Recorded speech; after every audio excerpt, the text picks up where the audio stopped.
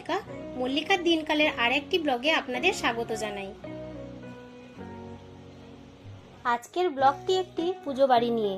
হ্যাঁ, ছর্দির বাড়ির লক্ষ্মী পুজো। যদিও পুজো আসতে এখন অনেক দেরি, তবুও ভাবলাম আগের বছরে ক্যামেরা বন্দি করে রাখা লক্ষ্মী পূজার ঘটনাটি আপনাদের সাথে শেয়ার করা যাক। আমার শ্বশুর বাড়ি থেকে ছর্দির বাড়ি মাত্র 2 মিনিটের পথ, আর সেখানেই লক্ষ্মী পূজার দিন এক ফালি ঘরে এভাবেই সেজে ওঠে মহা আয়োজন। রকমারি নৈবেদ্যের ডালা সাজিয়ে বছরের এই বিশেষ দিনটিতে লক্ষ্মী ও নারায়ণের একই বেদিতে পূজা করান আমাদের মুক্তিদাদু। শুধুমাত্র আমাদের পরিবারই নয়, প্রতিবেশীরাও সমবেতভাবে হাত লাগায় পুজোর জোগাড়ে।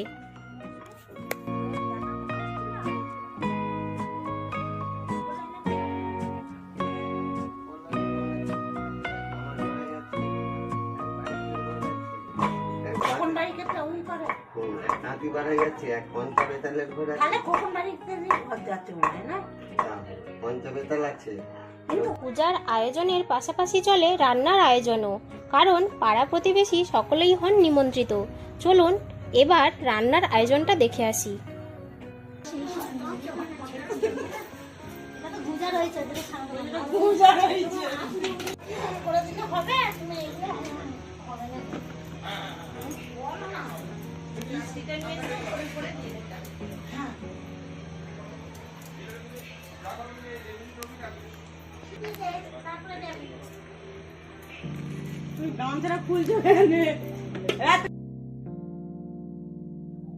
এদিকে পুকুর থেকে সদ্য ধরে নিয়ে আসা মাছগুলো রেডি হচ্ছে রান্নার জন্য।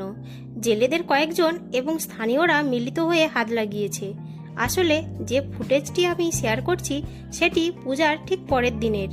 এই দিনই আত্মীয় স্বজন সহ অনেকেই দুপুরে নিমন্ত্রিত থাকেন। গাড়ির চাবি ঘরে আছে। গাড়ির চাবি ঘরে আছে।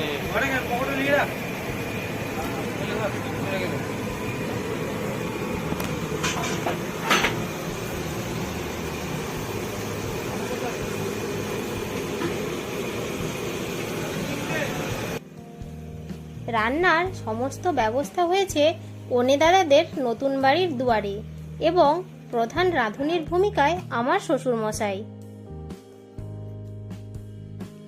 দেখতেই পাচ্ছেন বন্ধুরা, মাছের টক, মাছের ঝাল অলমোস্ট ডান। এবার চলুন পুজোর দিকটা একটু উকি দিয়ে আসি।